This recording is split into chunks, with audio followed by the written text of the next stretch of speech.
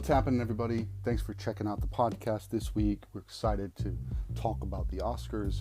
I was talking to Kristen today, and one of the things that and I think it's actually in the podcast that you're about to listen to, but I really love the big blockbuster movies. I love the movies that are huge and bombastic, and the stories may not always line up and all that stuff. Sometimes it's just nice to just turn off your brain and just enjoy a fun blockbuster, big explosions and all that kind of movie. But I tell you what, I've always, since about my junior year of high school, I've always wanted to understand film in a deeper way, and so therefore Oscar films are something that I try to seek out. I use them as a way of kind of educating myself on what makes a good film. Why are these films set apart from other films? And this year has been really, really fun being able to catch all the Best Picture nominations and watch them. And then this conversation I have with Kristen is about all of them. As I mentioned in the podcast, she watched all of them except for one. And so we have some really good dialogue around that. So hope you're ready for that, to gear up for the Oscars that are going to be this Sunday on 6 p.m. Central. So check your local listings for where that can be seen if you're interested. Like I say every week, please be sure to share this podcast, like, subscribe, all that stuff. We're on YouTube, we're on Spotify, we're on Apple Podcasts, and everywhere else that podcasts are found. So we'd love to have you send us an email or send us a message on our Instagram. Follow us on Instagram and shoot us a message if you have any questions. This is a parent episode, and so we do a lot of episodes with the kids, but if you have any questions about parenting and how to integrate movies into conversation with your kids, don't hesitate to reach out. We'd love to hear from you. So that's everything. One other thing, Letterboxd. You can find us on Letterboxd under I Am Spraying, and you'll be able to see all of our lists that we put out that are kind of geared around this podcast. Movies that make you laugh, movies that make you scream, movies that make you cry, and all those lists are up. And anytime a new movie comes out, we post in there. So this episode is obviously movies that make you award because they are Oscar-nominated films. So hope you enjoy the listen. Here we go.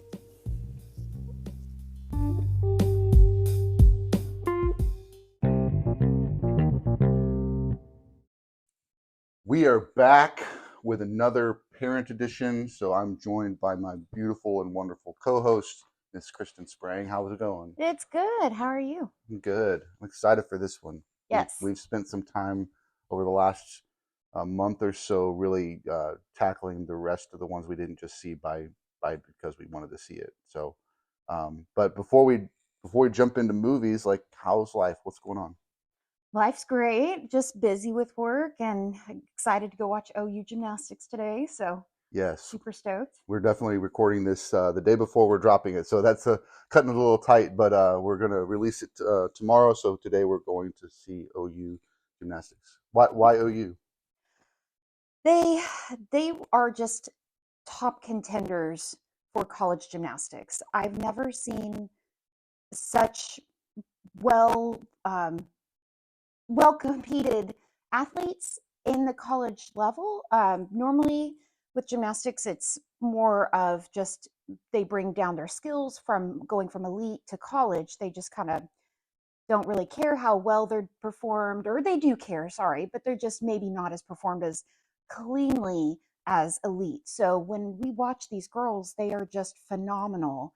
I mean, Olympic level athletes. It's incredible. Well, when we first started dating, you invited me to go with you, and I was like, sure, I'll go. But really the only gymnastics I'd ever seen was Olympic gymnastics. Once every 4 years it'd be on and we'd watch it, and I was always impressed. And we were at the meet, and you were like, yeah, she was a runner-up for the Olympic team. She was a runner-up for the Olympic team. I was like, are you serious? So we're seeing Olympic level athletes, and the venue that we're going to is Texas Women's University, and it's basically the size of a high school gym.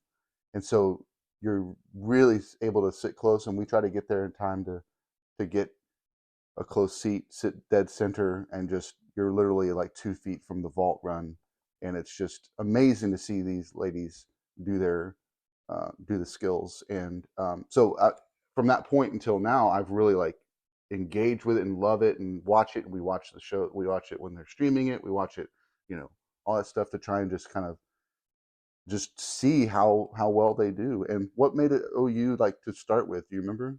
When I was a gymnast, and I think I was about 12 or 13, we were up in Norman visiting my stepsister and her family. We went and watched OU compete, and they're close. I mean, they're only 3 hours away from us. Um, yeah, I don't know. They just have always just had a soft place in my heart, so I Yeah. can't quite pinpoint why. No, that's good. I mean, when you go see them live and you're that age, it's kind of like, oh, this is cool. Like this is my favorite team. I think Yeah. the boys do that now. Like they, some of them, like Zeke is always like, "What's your favorite movie?" And it's the one he just watched because he liked it, right? Like it's like my favorite movie is Godzilla vs Kong because it's the last movie he saw because he's like recency bias. But at the same time, as a kid, like those first times that you see something, they always grab you. Like for me with movies, it's Star Wars. It's one of the first movies I remember watching, Star Wars and Indiana Jones and Ghostbusters. And it's like those, they grabbed my imagination. And so that it's more than just a movie to me. It's this kind of nostalgia to who I, was as a kid. And like, I loved it then for certain reasons. I love it now for different reasons, but it's the same thing with a sports team too. So many people grow up and they love a sports team, and it may not be a team that's in their area, but for whatever reason, that's the team that they liked, and so they just stick to that for the rest of their life. Just because I've got a friend of mine who's a Penn State and a Pittsburgh fan. He grew up in Florida. Why? I can't explain why, but that's just kind of his thing. So, and I think it's really cool. Like Kristen said, like a lot of collegiate gymnastics wasn't at the level of the elite gymnastics. Elite is like when they're competing kind of in club competing and then trying to get to a world team or a national team or to the Olympic team. That kind of thing is that kind of an elite category. And so a lot of the girls, when they went to college, it wasn't as competitive. It was, It was more fun. Yeah, Just kind of we get to have a keep doing sport. this, Yes. but we're not really as trying. Whereas in the last few years since I've been going, you've mentioned that the level of competition has just increased so much, and so it's really fun. They're actually starting to change some of the rules and some of the way that they're scoring the gymnastics in college now because the competition has gotten so much more advanced and so much better. So it's really fun for me. I was mentioning it when we were watching another on Friday night. It's fun for me kind of just jump into this world at the point when it's starting to like get even better than what it was and become a thing. And I mean, when we used to go to the TWU meets, there was like hardly anybody there. We went to the last one, we had to sit in a different spot than we normally do because it was so packed. Yeah.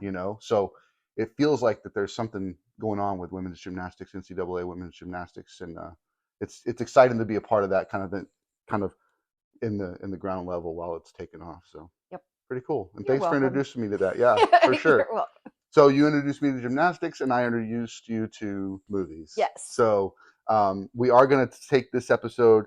The Oscars are coming out on March 10th. That's a week from today as of this recording. We're going to release this episode on Monday or Tuesday of this week so you can kind of gear up for the Oscars. One of the things that we're going to focus on is we're going to focus on the Best Picture nominees because that was the amount of time that we had to deal to get through the movies.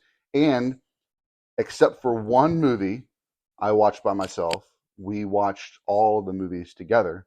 And so it's going to be kind of fun. We're not going to dive super, super deep. We're just going to give our initial thoughts about each of these movies and tell you whether we feel like you should go see it or not.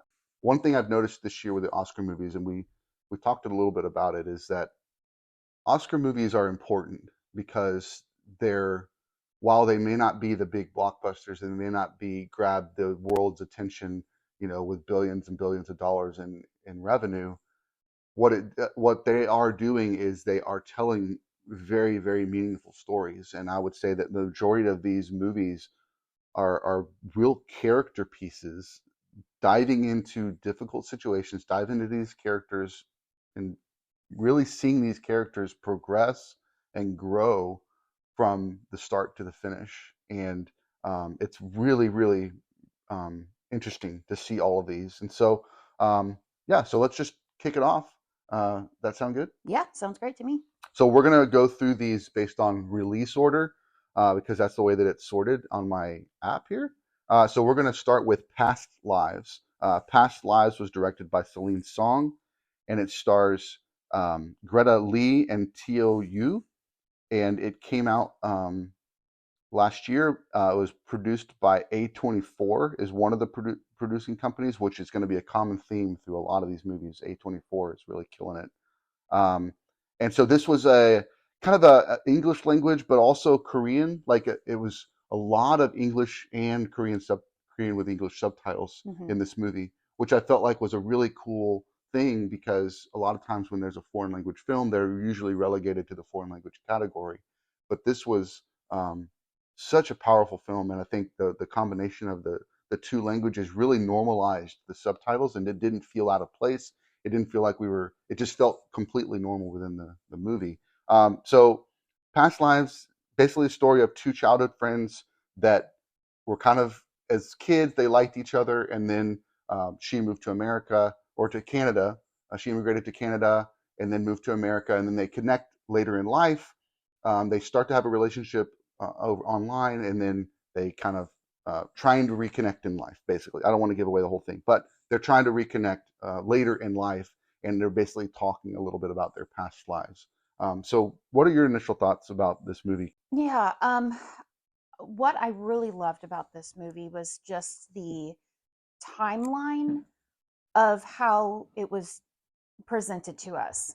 I really felt their connection and their love when they were kids, and just as like a genuine sweetheart, but they were friends. I mean, it was Mm-hmm. more than just a little crush. It was like they were just truly friends. They walked home from school every day together. They lived close, and you could really see how crushed he was whenever he found out she was leaving.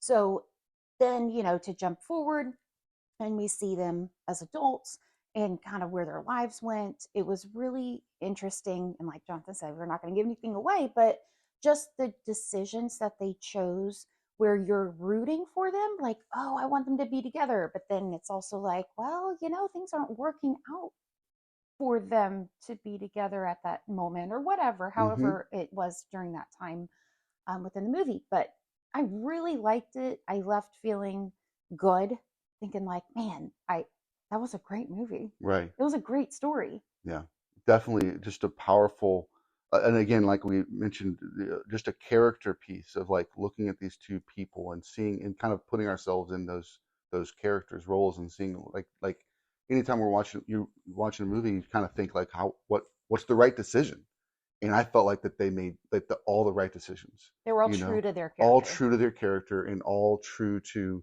kind of a a a good, a good person. And there's even like they address so many really cool things in the movie about why we make the decisions and what would be the best decision. And so if you haven't seen it and you feel up for kind of seeing a really good kind of character story, somewhat of a love story between two characters, and or you're up for having some subtitles, I would say definitely recommend this Yep, movie. It's great. totally.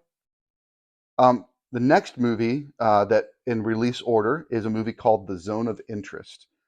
This was a movie that was directed by Jonathan Glazer, who we went and saw this movie at Alamo Drafthouse. And before a movie at Alamo Drafthouse, they have a curated uh, list of videos, 30 minutes worth of videos that are kind of giving you insight or giving you some backstory or giving you something that's connected to the movie we're going to see. And they showed a lot of his music videos because he's done a lot of music videos. And every single one of his music videos were like super German, like super like 80s, 90s weird pop. Like, I don't know what's going on in this music video. And I'm glad that we saw that because it let me know, okay, so that's the kind of movie we're about to see. It's going to be a little weird, be a little quirky. But what were some of your oh, I did want to mention one other thing, Yeah. another A24 film, but it also stars Christian Friedel and Sandra Hüller. And Sandra Hüller is also in another Oscar nominated film this year. So she has two of her films Nice. that are both Oscar Best Picture. So when you think about the Zone of Interest, I know just Tell me a little bit. Can you tell me like a little bit Yeah. of a rundown of the story, like what it's about? Yes. So we are looking at this timepiece of a commander in the Nazi army and his family.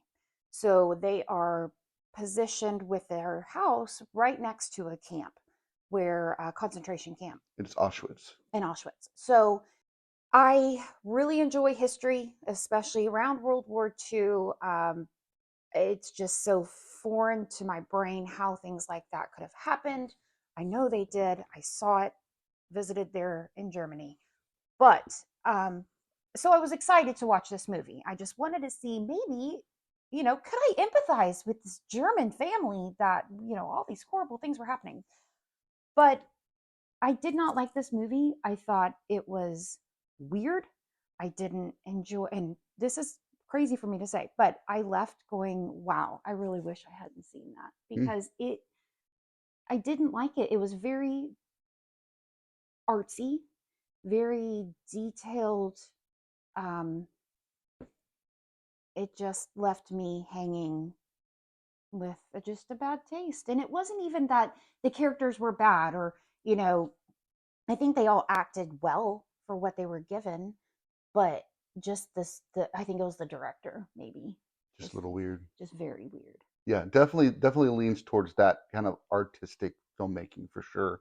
One of the decisions that the director made was he set up two or three cameras for every shot, and some of them were not even in the room that they were shooting the main characters, but they're capturing basically the house, the family's house, and they had cameras set up in each room um, to basically make it feel like we're like watching through an Amazon Ring camera or something. It's That's so trying to give cool. us like a hidden camera look at this life.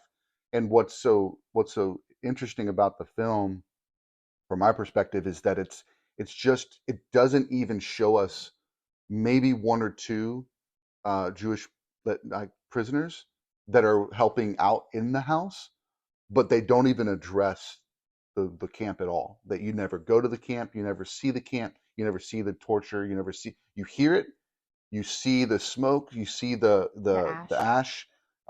One scene that you can see if you see anything like on Instagram, one of the things is he's in the water, he's fishing in the water, and his kids are swimming, and then you start seeing as you're watching it, you start seeing the ash from the water kind of coming upstream, and he reaches down and picks up a human bone, and then he gets out of the water and he tells his kids to get out of the water, which is what any dad would do if you're seeing that. The difference is he's responsible Mm-hmm. for this.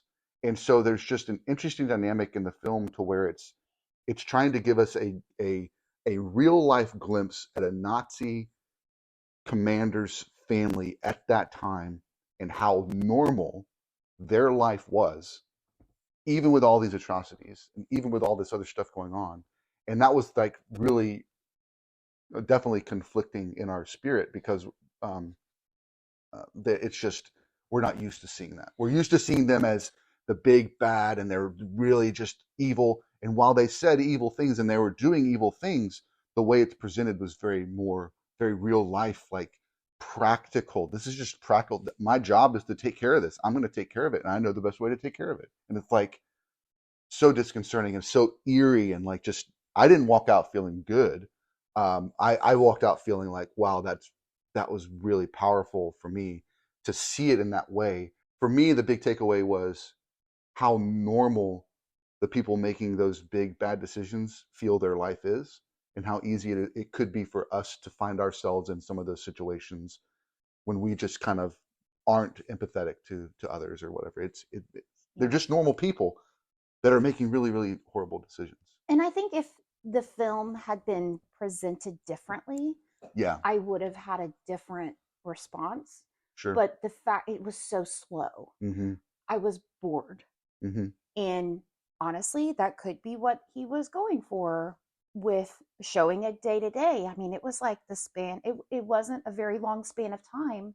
And possibly I'm conditioned watching movies to think, okay, well, we're going to go through years or Sure. even, No, a I few think you're right. I weeks. think I think it's just the style of the movie was very much more like slow, really slow, just showing us real life, a life glimpse, not telling a really like long story that's moving and beats. And he didn't have any. There's no movement to the story. It was very, very flat. And I Yes. think even the cameras, being the angle that they were in, the wide angle lens to just show us a very flat image the whole time. And I think it's just the ideas of the film were very interesting. And it's up for Best Picture. I think it's It was worthy to be, pretty. and it's also in German. So that's Yeah. another foreign language film that's usually relegated to this foreign language category, and it's in for Best Picture. And I think it deserves it for what it is. And I know you didn't like it, but I think it.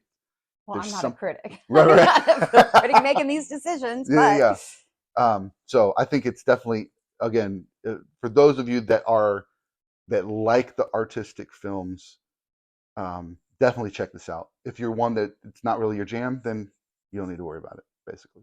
agreed. Yeah. Cool. The next one based on release is Killers of the Flower Moon.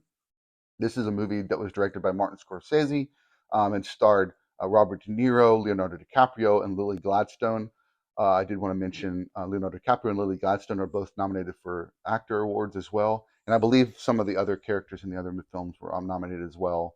That's one of the things about this year. And a lot of times the awards, the best pictures usually have some other categories that the movie is in for. So definitely a movie that's powerful. It was produced, Apple Studios was a big production piece of this. It's basically a story of when oil is discovered in Oklahoma, the Osage Nation land and the Osage people are starting to get murdered by the white folks. We're assuming from the trailers, one by one, and the FBI comes to investigate. Mm-hmm. Robert De Niro plays basically the kind of the big bad, like the boss for the white folk. Leonardo DiCaprio, who's not too smart, plays his like nephew that starts to work for him, and then he develops a relationship with Lily Gladstone, who is part of the Osage Nation, and their relationship, and then all that stuff. I know you walked out of this movie. This is a little bit different than Zone of Interest. You walked out of this movie loving it, right? Yeah, I did. So I left feeling really inspired by finding out about this new Osage nation and tribe. I'd never even heard about that.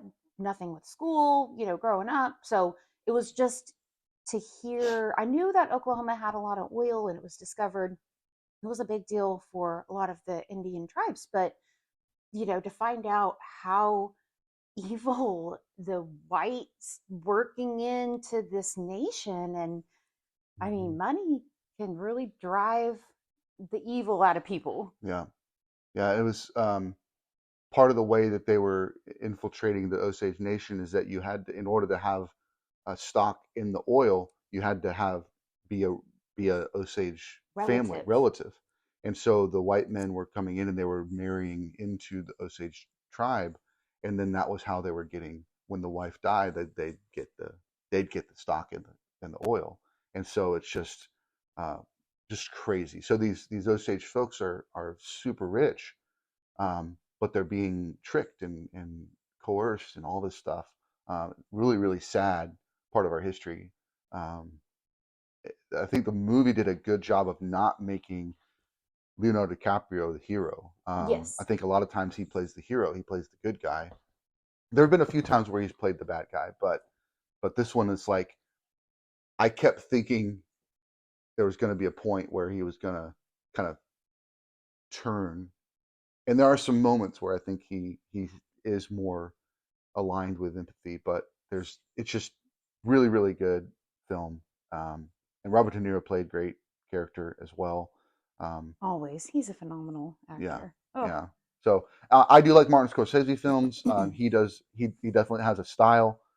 His biggest ones are like things like The Casino or Gangs of New York, um, and yeah, there's just a lot of films that he's done. Aviator, he really likes Leonardo DiCaprio these days, so he's done a lot with Leonardo DiCaprio. But definitely check it out. It's as far as just it is a long movie. So that is one thing also, that it's 206 minutes long. So if you're up for it, or you just split it up, You Yeah. know, watch it in hour chunks and kind of take it all in. Like that's a good thing that once it's on streaming, that makes it a lot easier. When it's in the theater, you don't really have a choice. You got to sit through it. And as we're going to see later in this discussion, we've had a lot of long movies this year. And the music, I want to point out Oh the yeah, music I thought was very moving. And also just with the trailer, every time I watched that trailer, I wanted to see this movie. So whoever yeah, made that, good job. awesome. So the next film up on our list, based on release date, is Anatomy of a Fall. This one is the other one that stars um, Sandra Hüller. She plays it was directed by Justine Triet. Um, she plays a woman that is suspected of killing her husband, and their son is blind. He can see a little bit if he puts it really close to his face, but basically legally blind. And he's the only witness to his father's situation, their home life, his death, and so it just is a lot of it's one of those, like we said earlier, it's a character, it's a slow moving character story. It's also in French. The Mhm. majority of the film is in French when they're in the courtroom, but they do jump to English about halfway through the trial, and kind of there's subtitles to help, but then she's speaking in English. So, but they explain it super well. It's beautiful, just very natural the way that it all happens as far as the language usage. Um, it does give us a glimpse into a different court system. So that Mhm. was that That was was kind of, interesting. yeah, that was kind of fun. But it's really like it's one of those, like we maybe mentioned before. This one, there's definitely a progression of the characters, but it's really a small set of time. It's Mhm. just what's going on in this family, what's going on in these characters, what could be, and at the end of the movie, we may or may not really know what happened, but it's like the court has to make a decision.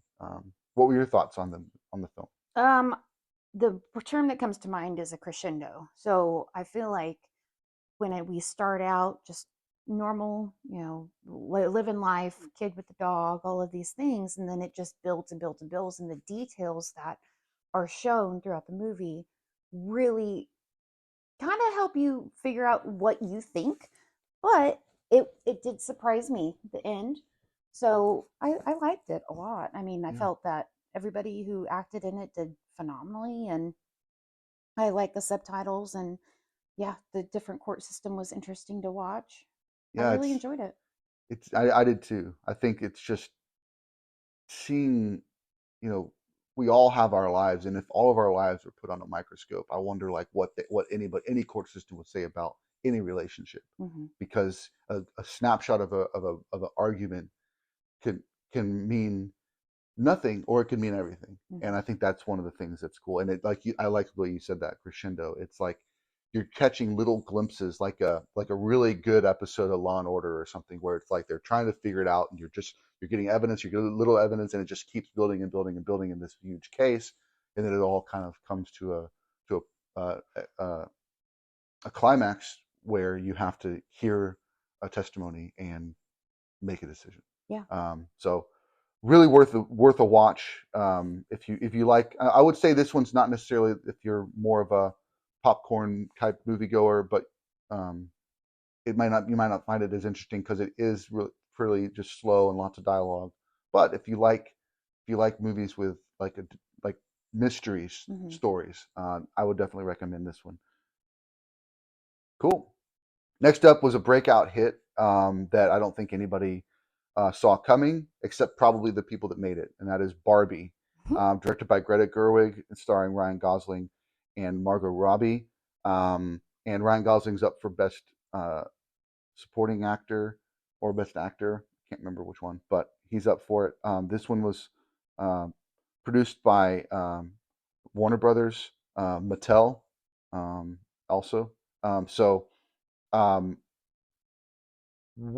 so a lot came out around this movie's release that I was paying attention to, but what did you think you were walking into when we went and saw Barbie? I did not know. And that I made it like that for a reason. I didn't read anything about it. I wanted to just go in with no preconceived notions, and I'm glad I did, because I was able to take it for what it was given, for what it was worth. Yeah. Yeah.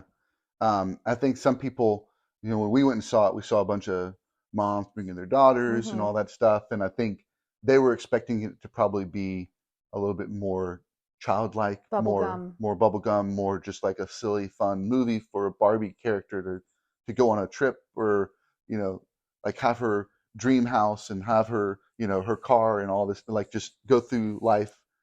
But it wasn't that. It was way deeper. And I was like, oh, this is over every child's head, Yeah. all this stuff that's going on. I will say this, though, it's kind of interesting, is that a couple weeks ago, Jacob and Zeke watched it with their mom. And Zeke liked it a lot. Now, I don't know why he liked it, except that it's entertaining, Mm-hmm. it's silly. There's some funny stuff in it as well. But I think that the major themes are really super powerful. And I think definitely definitely, I would say you should see it. Yeah. Agreed. You should definitely see it. It's really trying to tackle what does it mean to be a woman in America in the 21st century, and what does it mean to be a real man in the 21st century.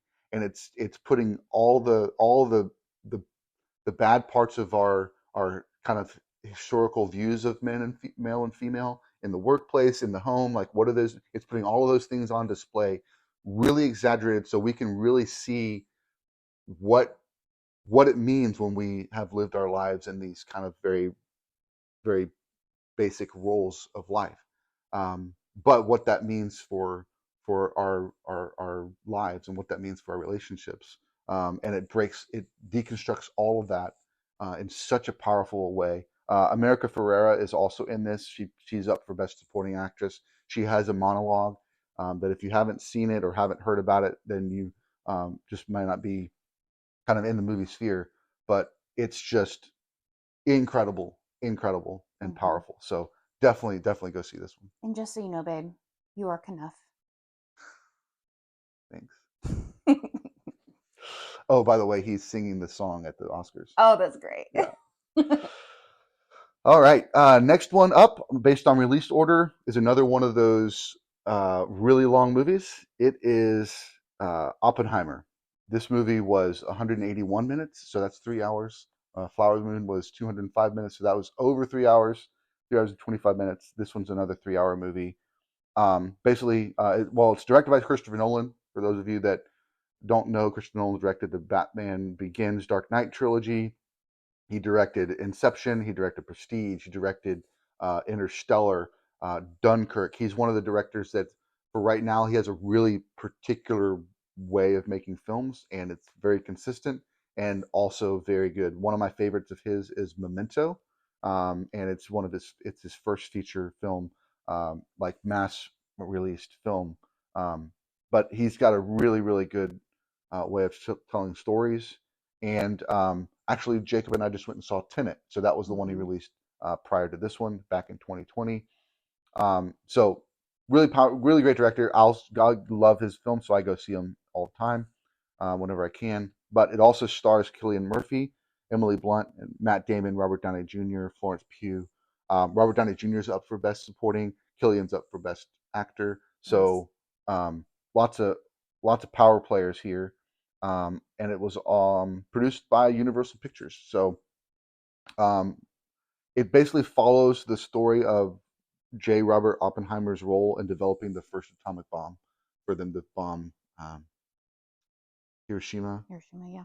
And what was the other? Nagasaki. Nagasaki. Yeah. And it's really focusing on his character. It's kind of doing this back and forth between present day.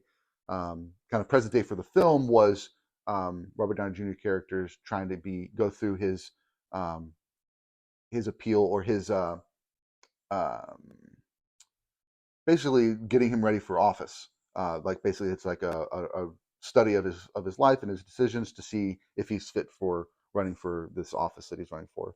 But it's also flashing back to Oppenheimer's kind of rise in physics, and then kind of developing the bomb and all that. All the players, to moving everybody out to New Mexico to testing, all that stuff, and it just goes through all that, and you're getting kind of his inner thoughts, what he feels, what he's thinking, all that through his love life, his side chick, all this stuff is all on full display. Um, I know it was a long movie.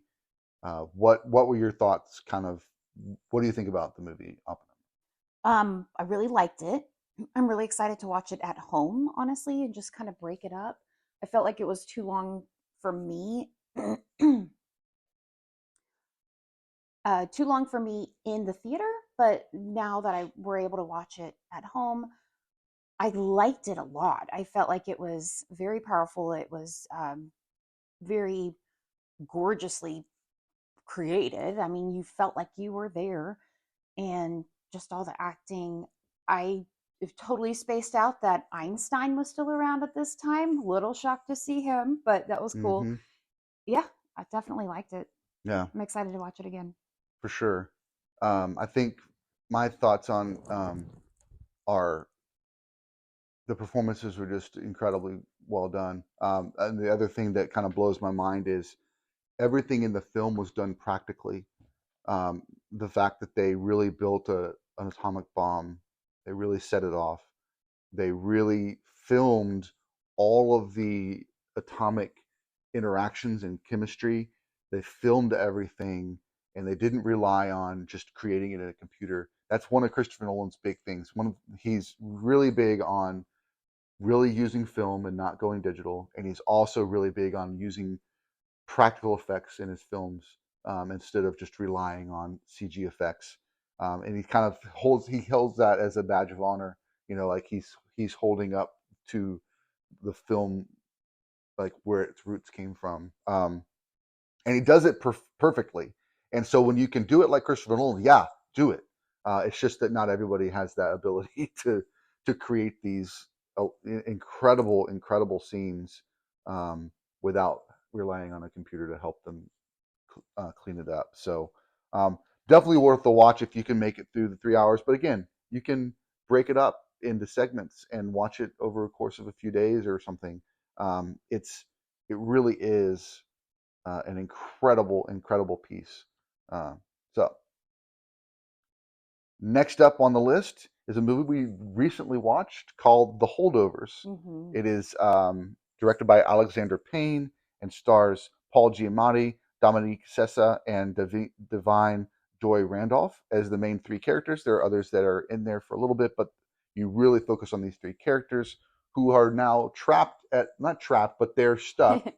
They're stuck at the boarding school over Christmas break, and that's why they're called the holdovers. They're the ones that their family couldn't pick them up, or their family couldn't do this, couldn't do that, so they're left to kind of live on campus for Christmas break, and none of them are really happy about it, but they're there. And then it's these three characters specifically that start to develop a connection, and you see the characters kind of go from being distant and not liking each other to kind of growing, and not just growing closer together, but growing as people. What were your basic thoughts about um, the holdovers? I really enjoyed it. I thought that the character pieces were great. The development and growth between the different characters felt very genuine.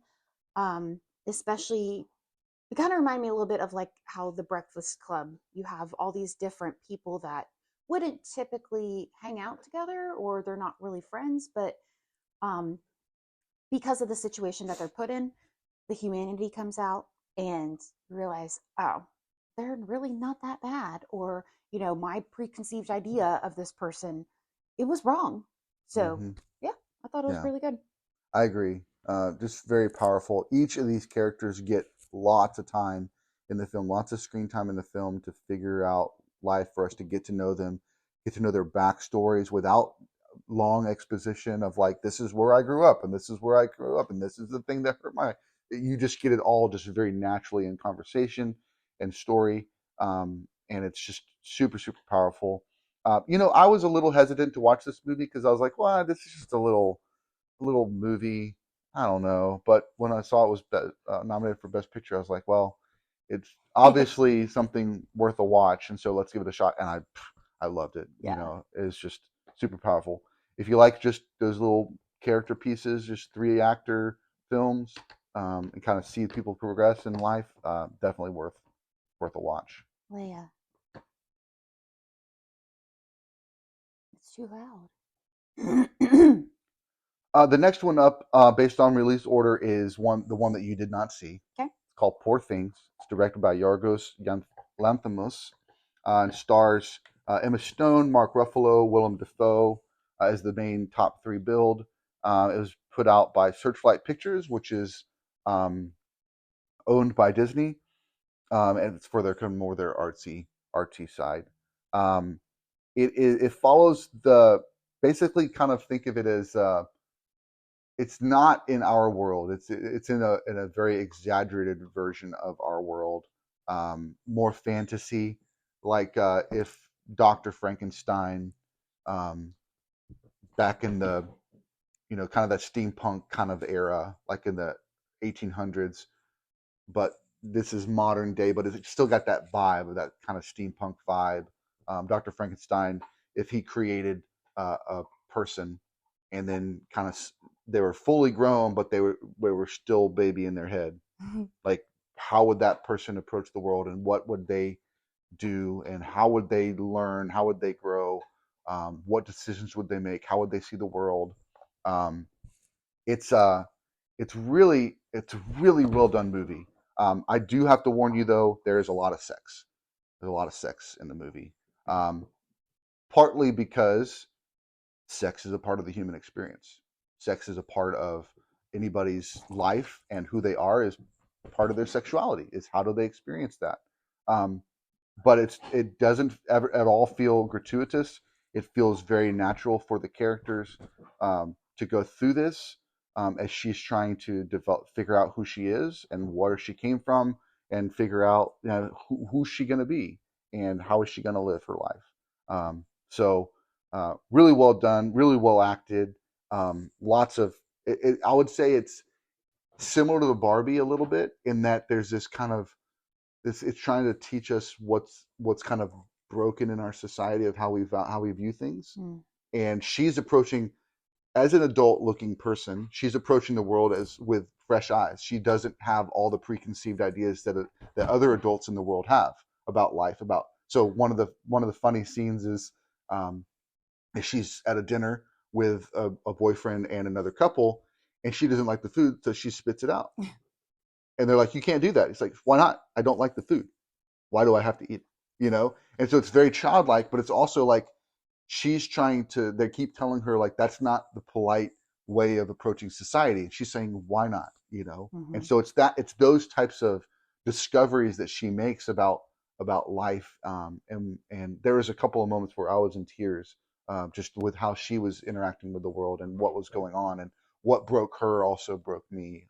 So really, really, really good movie. Part of the reason why you didn't like it or didn't want to see it was because of the director. The look of it looked odd, it looked more artsy, and because he directed a movie that you really hated, which was The Favorite. You didn't like that. Yeah. Also starring Emma Stone, but you didn't like that movie, so you're like, can I not watch this one? Right. Like, I mean, The Favorite was okay. Like, I don't know. No, I didn't like it, and that's okay. It is okay. Yeah. It's exaggerated. It's hyperbole. Yes. The worlds that he uses. It's our world enough to make us think this is real, and then it's elevated enough to go, extra. that's weird, And so I understand that from your perspective. But now hearing your description of it, I actually would probably watch it. Yeah. But we'll see. We'll see. Like I said, I think it's worth a watch. But if you are sensitive about seeing sex on film, then I would avoid it, because it does play a big part of her character's progression. So next up, a movie called Maestro. This is directed by Bradley Cooper, starring Bradley Cooper and Carey Mulligan, who we've seen a lot of, as we talked about that yesterday. This was done Amblin Entertainment was the main producer of this, who also is Steve Steve Steven Spielberg's production company. But yeah, it's follows the life of um, Leonard Bernstein and his wife, and kind of what they went through. He is a man who is somewhat fluid in his sexuality, and so that might not be your jam, and that's okay if that's not something you want to watch. But just so you know, going in, that's the story. It's trying to figure out how does he, being this artist that's put on this grand stage, how does he navigate his sexuality and his family and all that stuff. But beautifully acted. Bradley Cooper did an incredible job. What were some of your takeaways from that film? Absolutely loved it. I thought the story of how he even happenstance became called on as a backup conductor to Mm-hmm. come in, and it just skyrocketed. His relationship with Carey Mulligan, just it was just so beautiful and so genuine. And like you said, his fluidity with sexuality, that was a big part of it, because it is who he is and part of how his passion, I think it comes out, like for music, but also for people, and just his genuine love for his wife. So totally recommend it. Thought it was amazing. Oh, and the coloring throughout the film was very cool. I like how it just changed. I'm not going to give it away because I want you to watch it, but just watch and be cognizant of how it progresses.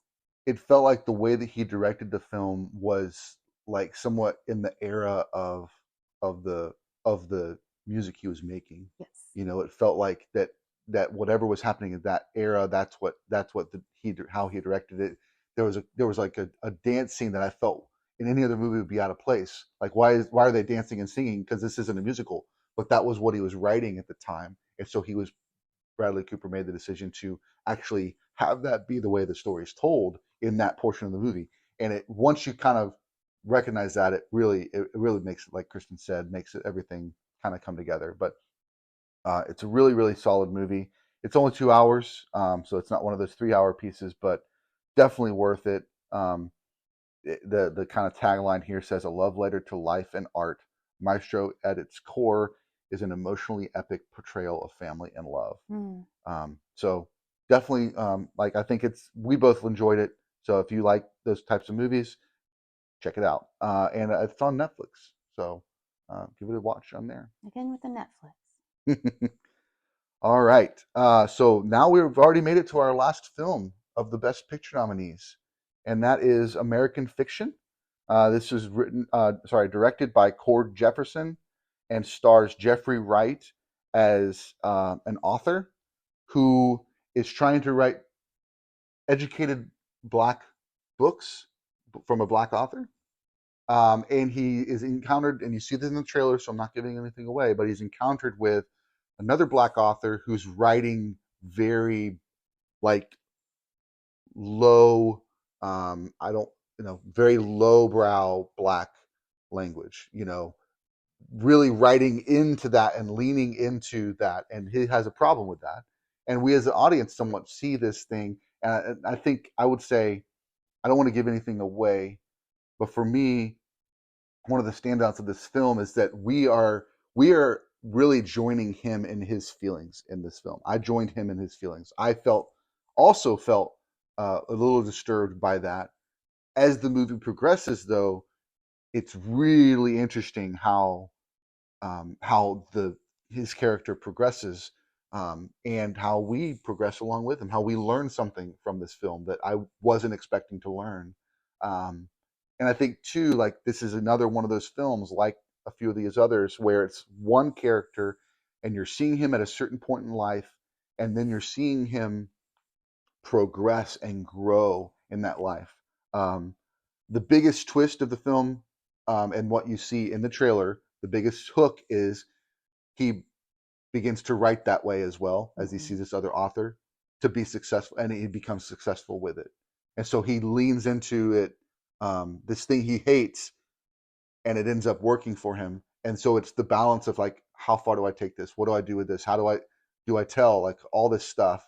And it's really, really well done. And I think it's funny too, like there's the ending is really interesting and you don't really kind of know what happened, but it's beautiful for the movie because it's just, yeah, I really love this.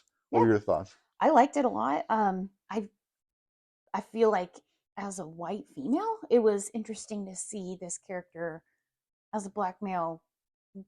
I don't just trying to figure out like if he is true to himself versus writing for what people want. Does that take away from who he is? I mean, all of that character development, I thought it was really good. um I Yeah. enjoyed it. Yeah, I did too. Also stars Sterling K. Brown as his brother. There's some really powerful moments with his brother. A couple very specific ones. One with his mother that really broke my heart, and then one with his brother at the end that just really blew up my heart. Like just in all this love, like and the relationship that they got to kind of find in this story, Mm-hmm. where they had lost it. It's just so good. Okay. Yeah.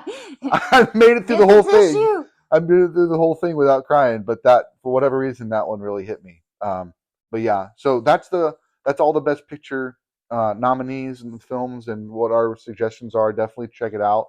Um, some of these are difficult to find streaming through one of the services, like if you have Hulu or Netflix or whatever, because they're Oscar films and they're not those big blockbusters.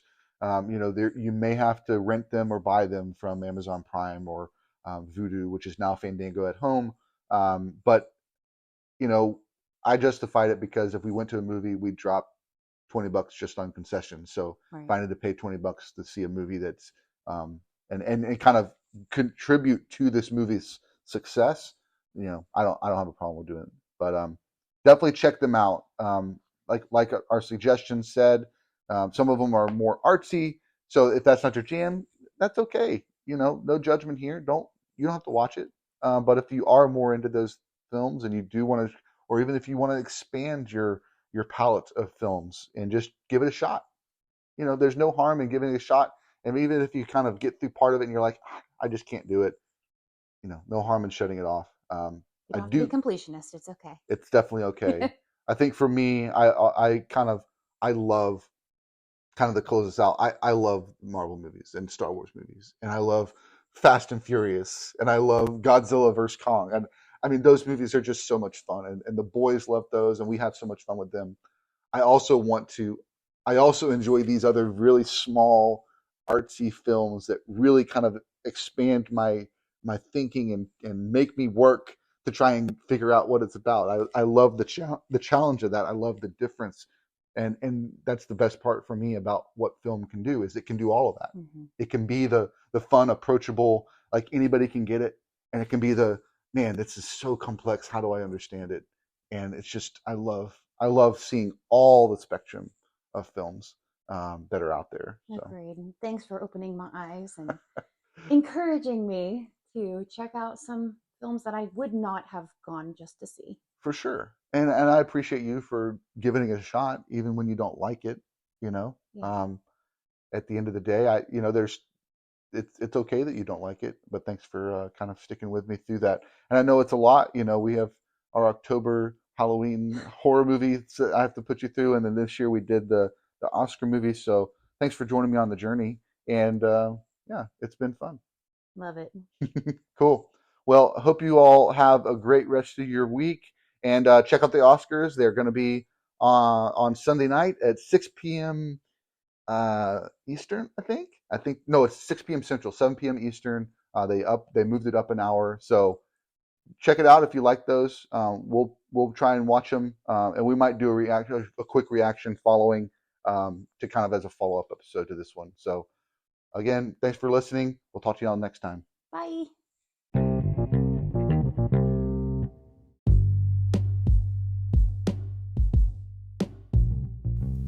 Thanks again for checking out the podcast and listening to our discussion around these Oscar films. We hope that you enjoyed that conversation.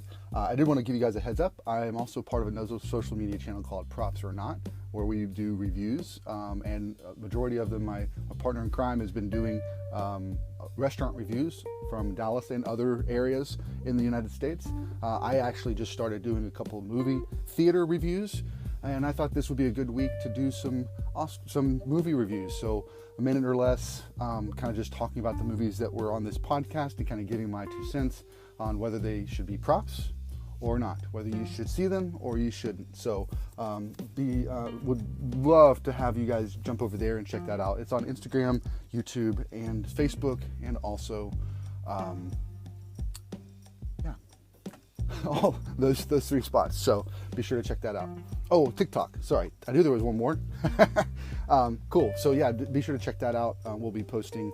We post restaurant reviews, we post movie theater reviews, and we're going to start doing movie reviews on there as well.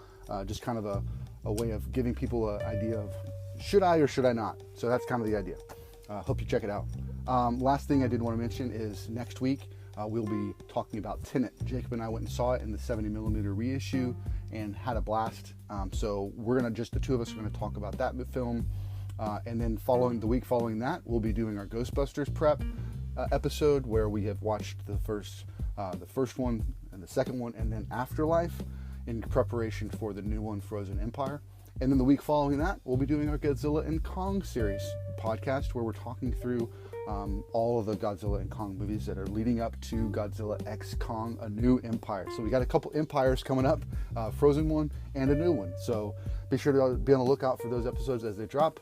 If you have any questions, any concerns, anything you want to chat with us about, whether it's movies that you want us to review or discuss, or whether it's how do I talk to my kids about movies and how do I have these discussions with them, be sure to shoot us a message on Instagram. It's the best way to contact us. It's The Movies That Make You. And hope you'll shoot us a chat there. That would be amazing. We'll get back to you as fast as we can. All right, guys. Thanks so much for listening. And until next week, keep watching movies.